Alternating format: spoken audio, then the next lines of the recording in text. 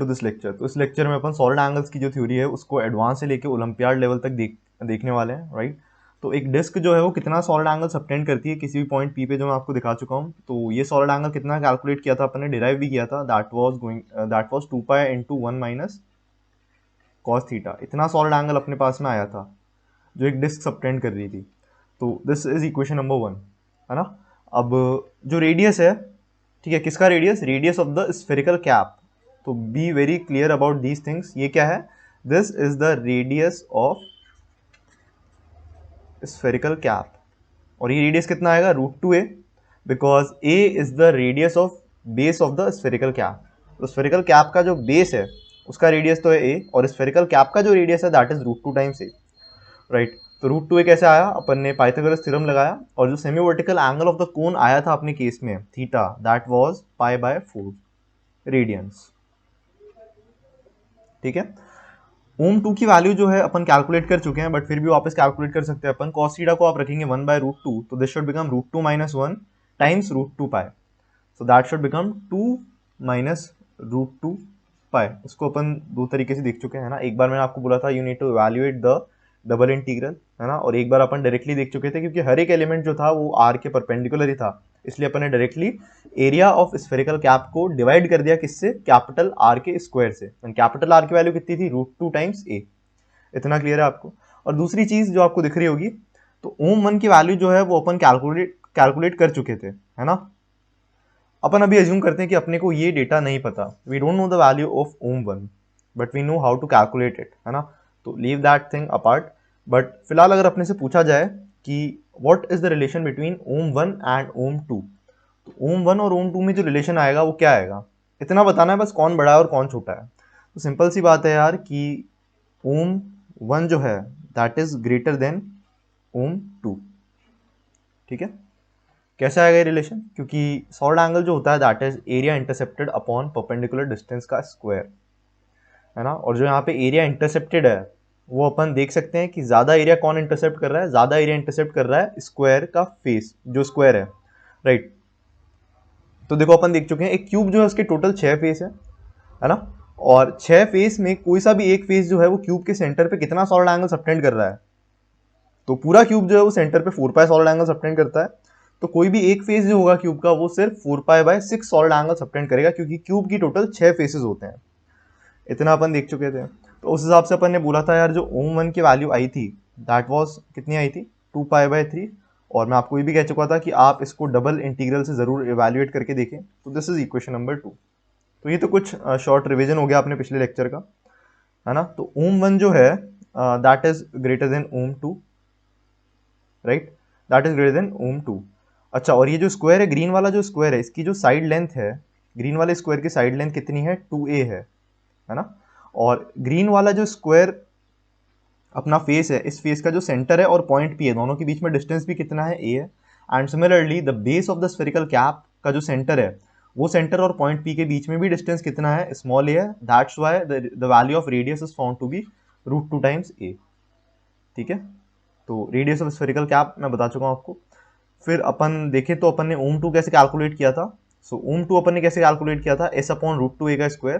तो area of spherical cap जो है वो 2πr टाइम्स कैपिटल H है, और H की वैल्यू कितनी आएगी, तो H की वैल्यू अपन अगर कैलकुलेट करना चाहते हैं यहाँ पे, तो that is going to be the radius of the spherical cap. तो स्फेरिकल कैप का radius minus the perpendicular distance, तो ये चीज कितनी आएगी, √2 - 1 टाइम्स a, है ना। तो स्मॉल h की वैल्यू आ चुकी है √2 - 1 टाइम्स a, और इसको s/r² में डालेंगे तो अपने को सॉलिड एंगल जो है वो मिल जाएगा। वेरी सिंपल थिंग, है ना। ये सब चीज़ें अपन देख चुके थे। अब बात करते हैं अपने ओरिजिनल क्वेश्चन की, राइट। तो जो क्वेश्चन मैंने इस वाले इलस्ट्रेशन को देखने के बाद में बनाया, डिज़ाइन किया, वो क्वेश्चन क्या है कि you need to find the solid angle subtended by the region ABC at point O। तो रीजन ABC जो दिख रहा है, जो मैंने आपको ब्लैक कलर से शेड करके दिखाया है, राइट। तो ब्लैक से शेडेड है अपना रीजन ABC, और अपने से पूछा जा रहा है कि रीजन ABC जो है वो पॉइंट O पे कितना सॉलिड एंगल सबटेंड करेगा। तो जो डबल इंटीग्रेशन वाला मेथड मैंने आपको बताया है, that method is going to be irrelevant in this question, क्योंकि इस क्वेश्चन में आपको अपना ब्रेन यूज करना है। जितना भी अपन ने अभी तक थ्योरी पढ़ी है उस थ्योरी को आपको यूज करना है और इसको निकालना है। राइट। तो इतना पढ़ने के बाद this question becomes very easy, but if you don't know much about solid angles then this question becomes highly challenging. And मेरे हिसाब से एडवांस में ये क्वेश्चन आना चाहिए, क्योंकि जे एडवांस में इस तरह का क्वेश्चन आ चुका है पहले कि ये अपने पास में एक इस तरह से हेमिस्फेरिकल जो है बोल गिवन है, और इस हेमिस्फेरिकल बोल से हल्का सा ऊपर अपन ने एक क्यू चार्ज को रख दिया और अपने से बोला जा रहा है कि इस क्यू चार्ज का इसमें से कितना फ्लक्स पास हो रहा है ना। तो ये फ्लक्स अपने से पूछा जा रहा था कितना फ्लक्स यहाँ से पास होगा। तो इसी तरह से यहाँ पे पूछा जा सकता है अपने से कि यहाँ पे क्यू चार्ज रख दें तो इस क्यू चार्ज का रीजन ए बी सी से कितना फ्लक्स पास होगा, है ना। तो हमें बिल्कुल भी इसमें सस्पेंस में नहीं रहना चाहिए कि इस तरह का क्वेश्चन नहीं आ सकता एडवांस में। ये ओलंपियाड के लिए है, ऐसा बिल्कुल नहीं है। एडवांस के लिए भी टोटली रेलेवेंट है, क्योंकि पॉइंट ओ पे अपन कोई भी चार्ज रखते हैं कैपिटल क्यू, तो उस चार्ज का रीजन ए बी सी में से कितना फ्लक्स पास करता है वो चीज़ अपन को कैलकुलेट करना आना चाहिए। अब जो चीज़ मैं इरेलेवेंट बोल रहा हूँ दैट इज डबल इंटीग्रल को यहाँ पे आप यूज़ नहीं कर पाएंगे, क्योंकि यहाँ पे लिमिट्स लगाने में बहुत प्रॉब्लम्स आने वाली हैं। डायरेक्टली आप रीजन में लिमिट्स नहीं लगा सकते, और लिमिट्स नहीं लगा पाएंगे तो आप इंटीग्रेशन नहीं कर पाएंगे, दैट्स इट।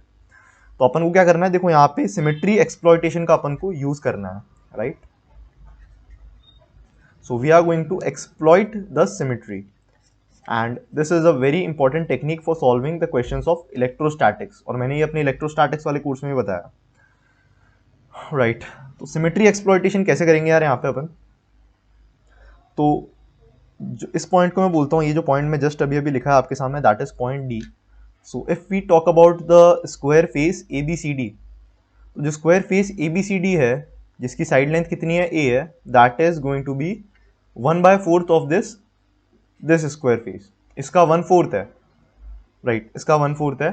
और इसमें से अगर अपन इस सर्कुलर डिस्क का 1/4 माइनस कर देंगे तो अपने पास में ये रीजन आ जाएगा।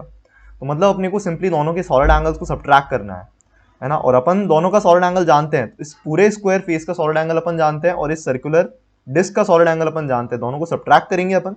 सो we know the value of ओम 2 एज वेल एज ओम 1। तो ओम 1 की वैल्यू है 2π/3 और ओम 2 की वैल्यू कितनी है 2 - √2 टाइम्स पाई। तो अपन दोनों को सब्ट्रैक्ट करेंगे और पूरे को 4 से डिवाइड कर देंगे, तो अपने को फ्लक्स तो नहीं सॉलिड एंगल मिलेगा। तो सॉलिड एंगल कितना होने वाला है, तो देखो 2π/3 में से अपन ने सब्ट्रैक्ट कर दिया ये, क्योंकि अपने को पता है 2π/3 जो है वो ओम 1 है, और अपन ये भी ऑब्जर्व कर चुके हैं कि ओम 1 जो है दैट इज ग्रेटर देन ओम 2, ठीक है। तो यहाँ से अपन ओम नॉट की वैल्यू सब कैलकुलेट कर सकते हैं। सो ओम naught is nothing but the solid angle subtended by the region A B C at point O.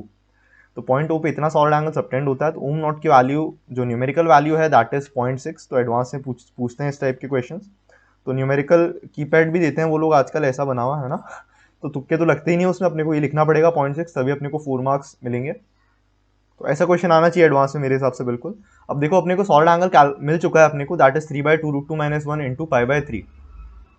तो फ्लक्स कैसे कैलकुलेट करेंगे बताओ, तो Q enclosed upon epsilon not, इतना फ्लक्स पास कर रहा था 4π सॉलिड एंगल में से। तो अपन ने बोला x amount of flux pass करेगा 3/2 √2 - 1 टाइम्स π/3 सॉलिड एंगल से, है ना। तो यहाँ पे अपन को बस यूनिटरी मेथड लगाना है और इसको सॉल्व कर लेना है। तो अगर इसको सॉल्व करना भी चाहें अपन, तो x को मल्टीप्लाई कीजिए आप 4π से, and that should be equated with Q by epsilon naught multiplied by ohm naught. तो यहाँ से अपने को x की भी वैल्यू मिल जाएगी, that is going to be Q ओम नॉट अपॉन 4π एप्सिलॉन नॉट। अब ओम नॉट की वैल्यू रख के आप जो भी मैथमेटिकल वैल्यू है वो यहाँ पे कैलकुलेट कर सकते हैं। So that was all about this amazing question which is designed by me, and this should be considered as a 4-star problem.